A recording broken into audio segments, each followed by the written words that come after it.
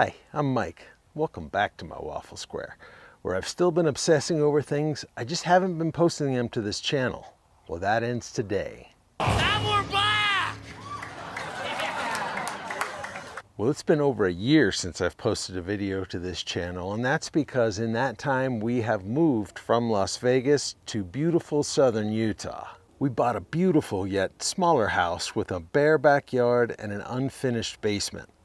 Since then, we've been focused on epoxying the garage floor, landscaping the backyard, building a custom chicken coop and goat house, and slowly finishing our basement. We bought Aspen a horse, and she's learning how to barrel race. And I also joined my county's all-volunteer search and rescue team. With me in the picture here is Maverick, our 2-year-old German Shepherd mix. He and I are training as a canine search team. In fact, if you're interested, right up there in the corner are links to several videos showing you what we've been up to. Now, right before we moved to Las Vegas, I did get Aspen's Land Rover painted in the color she wanted, which is this cool blue-gray color used in newer model Subarus. There were still several things left to do, maintenance items as well as additions to the vehicle, but it was running great. Aspen was still over a year away from being driving age, so I put it on the back burner. I was driving it back and forth to search and rescue meetings, and Maverick and I were taking it to search and rescue canine training. And in fact, I bought this awesome seat cover back here specifically made to protect the back seats when you're transporting dogs. I'll leave a link to it. It'll be an Amazon link. Then a few months ago, I started noticing a coolant leak. I was frankly demoralized when I discovered the cheap water pump I bought from Amazon had begun to leak in the exact same spot as you can see here as the old one.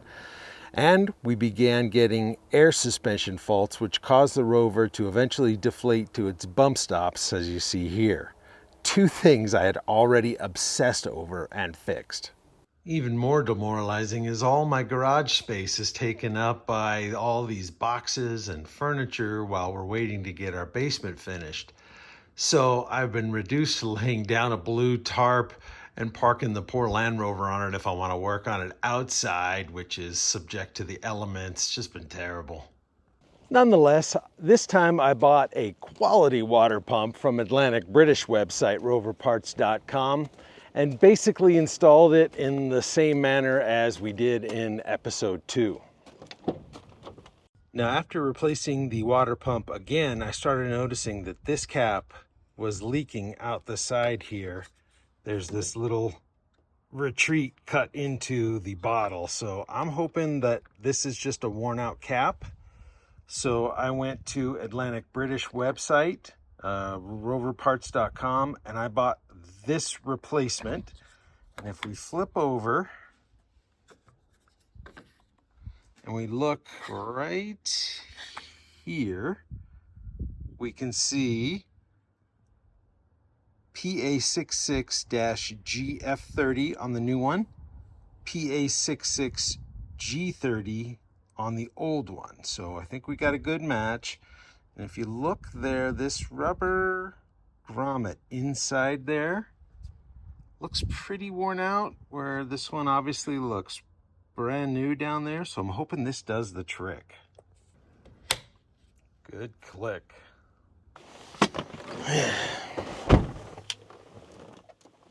Then it was time to diagnose the air suspension faults. I first noticed the air compressor wasn't kicking on when I was starting the car, and I was getting this fault code. The first part, C1A00, is the general fault code for the ride level control module. Incidentally, that ride level control module is back behind this piece of trim here where the hood latch is on the driver's side of a left-hand drive vehicle, but it is way up here about 12 inches or so off of the ground.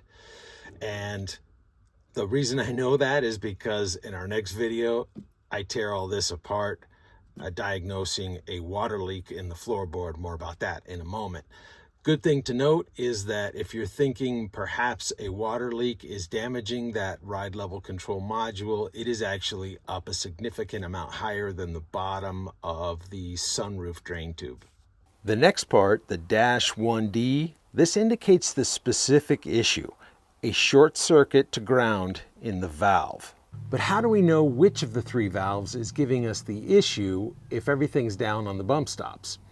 Well, I decided to manually test the compressor, see if I could fill up the system, and then use the gap ID tool to raise and lower and see if I could find out the problem. So I've pulled the relay out for the air suspension. These two big ones that you see here and perpendicular here, those are the ones supplying the power to the air compressor. These two right here, they get power when you want to turn on the air compressor, closing the circuit and giving the power to these bigger ones. So if you want to test to see if your air compressor is working, you make a jumper like this one that I made out of 10 gauge wire, and we'll put one on that side, one on the other side of the big ones, and listen.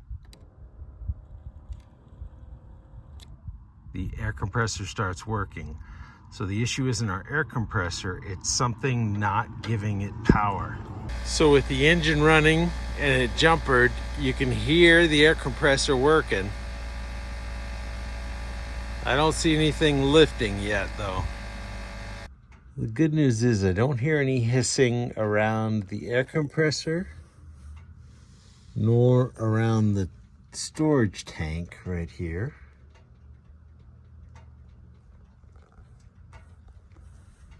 So I've got the gap IID tool in and I'm testing the ride height, and sitting here in the driver's seat I'm able to raise manually the suspension. I can feel the car going up, but look at these values.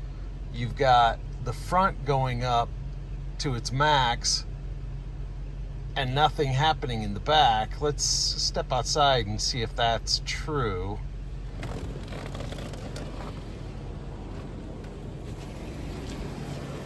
Yeah, look at that. We're all the way up in the front and bottomed out in the back. So we've got a problem in the back where it won't raise. Lo and behold, I rolled out a jack and I manually lifted the rear suspension so that I could see right through here. This is the driver's side rear tire, or the left side tire. Right behind it is where the valve block is located. And as you can see in this picture, not only was it off of its mount, but this plug had also come loose and was not getting a signal to the valve block itself. So I took these soft touch pliers. They are used for plumbing to protect fixtures with a fine finish on them, and I gently clicked that plug back into place, locking it with its own little mechanism, and then I put it back onto the metal mount with those 3 rubber grommet points firmly. And as Kelly Bundy would say, Viola! It's voila, Kel. Hey, I failed Spanish, okay? we are back in action and fully drivable. In fact, I even inflated it all the way up, and I pulled the number 26 yellow suspension fuse, let it sit overnight, and when I measured it the next morning, we had only had one spot, one of the wheel wells that had dropped only 1/4 of an inch. I'll take it. Now, just when I thought all of our maintenance issues were over, I was reminded of what Rambo once said. It's over, Johnny. It's over! Nothing is over! Nothing! Because after a recent rainstorm where water was collecting up on the roof, I came in here to find the dreaded water in the floorboard issue known with these Land Rovers. Which brings us to our next video, where we are going to explore the dangers lurking behind this panel right here and fix it with a very inexpensive replacement part. And if you've made it this far in the video, as a thank you, I want to let you in on a little secret. That video is already done and uploaded to YouTube. I just didn't want to Osborne effect this comeback video. Don't call come back. I've been here for years. By posting them at the same time. But if you click on this link right here, you can watch the video right now. So do me a favor, if you do, please leave a comment before the video goes live next week so that everybody knows you are the cool kids with early access. So if you enjoyed this video, will you please give it a thumbs up? It's really helpful to the channel. I'm trying to get back into the groove, and this will help the algorithm to start suggesting it to more viewers like you. Also, please consider subscribing if you're not already. I am under the gun, so to speak, to get all the various little items we need done to Aspen's car before she gets to driving age, so there's going to be a lot more content to come. I'm going to leave links to the quality replacement water pump from Atlantic British, as well as the replacement coolant bottle cap. I'll also leave an Amazon affiliate link to those soft touch channel locks that I use to fix the plug back here. Now, full disclosure, that Amazon affiliate link, I get paid for that at the end. So if you click on it, end up making any purchase, it won't cost you a thing, but I do get a small reward at the end of the month. Until next time, thank you for watching. Back seat area, back seat cover. Oh, man, this sucks.